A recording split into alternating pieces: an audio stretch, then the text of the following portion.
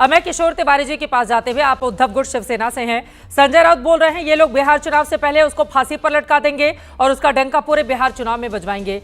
अरे देश का जो दुश्मन है वो फांसी पर जल्द से जल्द लटके और उसको ऐसी फांसी दी जाए जो पूरी दुनिया के लिए नजीर बने, और देश के भीतर जो गद्दार लोग हैं उनके लिए भी। किशोर तिवारी जी, हमें एकजुट होकर अपनी बात कहनी चाहिए। किस तरह का बयान है कि बिहार की पहले उसको फांसी पर लटका देंगे फिर ढोल बजाएंगे। 16 साल के बाद भारत सरकार उसको हिंदुस्तान लाने में कामयाबी हासिल करती है, इस पर भी इस तरह की पॉलिटिक्स कर रहे हैं आप लोग। देखिए, मैं आपको बताता हूं, मैं दीपक बोहरा जी के बात से सहमत हूं और चित्रा जी आपके भी बात से सहमत हूं कि राजनीति कहां तक जानी चाहिए, इसका एक लिमिट होनी चाहिए। और जो लोगों को बंबई का वो हादसा याद है और तैमूर राणा का रोल याद है, वो इसको टालना चाहिए। मैं तो ये भी कह रहा था कि ये क्रेडिट वार भी होनी नहीं चाहिए, लेकिन बीजेपी जो है ना चित्रा जी, ये क्रेडिट लेने के चक्कर में है ना बहुत कुछ करती है, ये पहले भी देखा है हमने। लेकिन बीजेपी जिस तरीके से अभी 11 साल लग गए इसको भी लाने के लिए, तो ये 10 साल में भी क्या उन्हें लाया। अभी ये भी एक बात है कि हमारे ट्रम्प से बहुत अच्छे संबंध है, ये तो दिख रहा है हमें। तो क्या उसके वजह से है? तो मैं कह रहा हूँ हमारे जो 170 लोग उस दिन शहीद हुए थे और हमारे जो दर्द है ये फिर से ताजा हो गए हैं, तो टाइमिंग पे मैं बात नहीं करूंगा।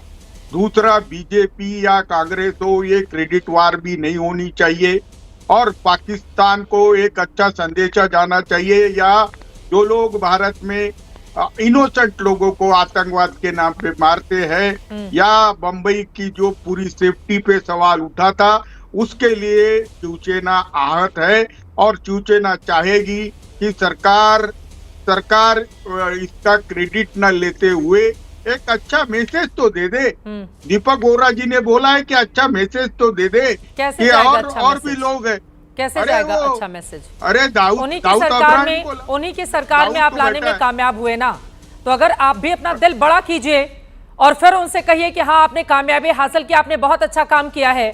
इसके अलावा दाऊद को भी लेकर आइए, हाफिज सईद को लेकर आइए, पाकिस्तान के भीतर जो और दुश्मन बसे हुए हैं उनको भी लेकर आइए। आप लोग भी तो बड़ा दिल दिखाएंगे ना। सभी साथ में मिलकर अगर एक सुर से बोलेंगे। आतंकवादी हमले में 166 लोगों की जान गई थी। आपकी जानकारी के लिए मैं बता दूं, आंकड़ा दुरुस्त करते हुए 166 लोगों में अलग अलग पार्टियों को मानने वाले बहुत सारे लोग थे, विदेशी लोग भी शामिल थे। आज उनके परिवार कितने पुलिस वाले थे। आज सभी बहुत उम्मीदों के साथ देख रहे हैं सरकार को। ऐसे वक्त भी हम पॉलिटिक्स करेंगे किशोर तिवारी जी? नहीं, मैं एक बात बताता हूँ, पॉलिटिक्स तो किसी भी प्रकार की इसमें होनी नहीं चाहिए, क्योंकि जिन्होंने वो दर्द सहा है उनके जख्मों पे आप नमक छिटक रहे। मैं एक बता रहा हूँ कि दाऊद अब्राहम को भी लेके आ जाए। पाकिस्तान को सबक सिखाया नहीं गया था, ऐसा दीपक बोहरा जी ने बोला। तो अब आपकी 11 साल की सरकार है, उसके बाद भी उनके आतंकी हमले हुए और सरकार वहां पर बैकफुट पे दिखी, तो ये सब चीजों का मैसेज तो गया है ना। अभी मैं बता रहा हूँ, मेरे पार्टी के प्रियंका चतुर्वेदी जी ने कहा ना कि आप उटपटांग स्टेटमेंट भी मत कीजिए। तैमूर राणा को लाना गया, ये एक अच्छी बात है, जैसा सुशील कुमार शिंदे जी ने कहा। ये तो पहले आप अपने नेता को समझाइए ना, जो संजय राउत हैं, उसको बिहार चुनाव से जोड़कर इस मामले को इतना छोटा और हल्का बनाने की क्या जरूरत है? बिहार में चुनाव है इसलिए उसको फांसी दी जाएगी, या इसलिए फांसी दी जाएगी कि 166 लोग जिनकी जान गई थी उनके खून के छींटे उसके ऊपर लगे हुए हैं। कृष्णा हेगड़े जी के पास में जाते हुए फिर आप अपनी बात को आगे जल्दी से 30 सेकंड में जल्दी से बोलिए। देखो, पोस्टर वार तो बीजेपी ने चालू कर दिया। जफर इस्लाम, पोस्टर वार करने की क्या थे, मोदी है तो मुमकिन है और ये है, तो 11 साल के बाद और कुछ भी मुमकिन नहीं हुआ है ना।